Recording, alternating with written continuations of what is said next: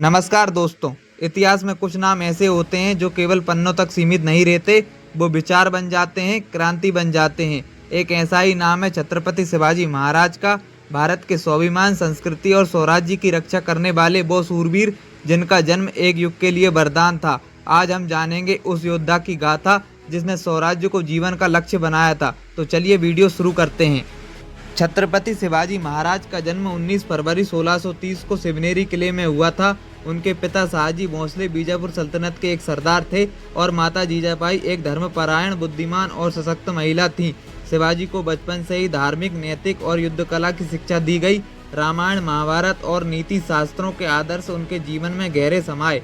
जीजाबाई ने ही उनके अंदर स्वराज्य का बीज बोया था। छत्रपति शिवाजी महाराज ने महज 15 वर्ष की आयु में तोरणा किले पर विजय प्राप्त की। इसके बाद क्रमशः रायगढ़, पुरंदर और अन्य किलों को मराठा साम्राज्य में सम्मिलित किया। छोटे छोटे किलों को जीतकर उन्होंने एक सशक्त आधार तैयार किया। उनका संचालन सिर्फ तलवार से नहीं, नीति, चतुराई और जनता के विश्वास से होता था। छत्रपति शिवाजी महाराज जानते थे रणनीति में धर्म भी आवश्यक है। अफजल खान का वध।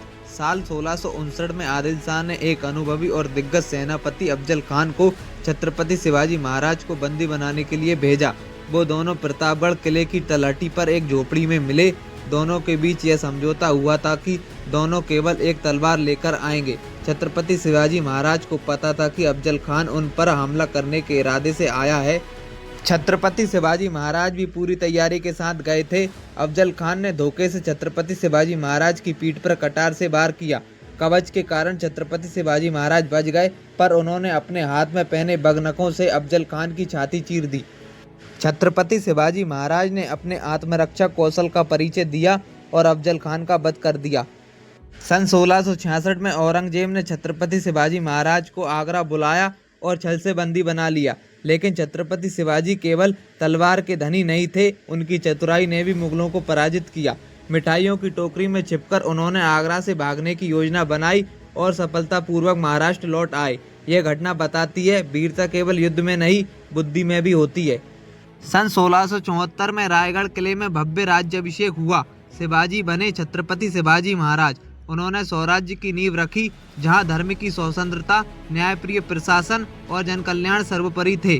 छत्रपति शिवाजी महाराज ने नौसेना का गठन किया, गांव-गांव में सुरक्षा व्यवस्था मजबूत की और महिलाओं को सम्मान दिया। उनके शासन में शोषण के लिए कोई स्थान नहीं था।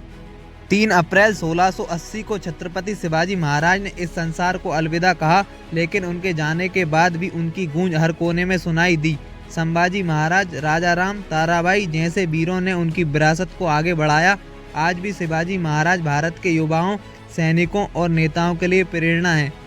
छत्रपति शिवाजी महाराज केवल एक योद्धा नहीं थे, वे एक विचार थे। उनकी नीतियां आज भी प्रशासन, सेना, कूटनीति और स्वदेशी आंदोलन के लिए आदर्श हैं। उन्होंने कहा था, स्वराज्य मेरा जन्मसिद्ध अधिकार है, और उन्होंने उसे प्राप्त कर दिखाया। छत्रपति शिवाजी महाराज केवल एक राजा नहीं थे, वो विचार थे, आंदोलन थे और आज भी हर उस दिल में धड़कते हैं जो स्वतंत्रता, न्याय और स्वाभिमान की बात करता है। संभालिए स्वराज्य का ये दीपक, क्योंकि छत्रपति शिवाजी महाराज आज भी जीवित हैं, हमारे कर्मों में, हमारी प्रेरणा में।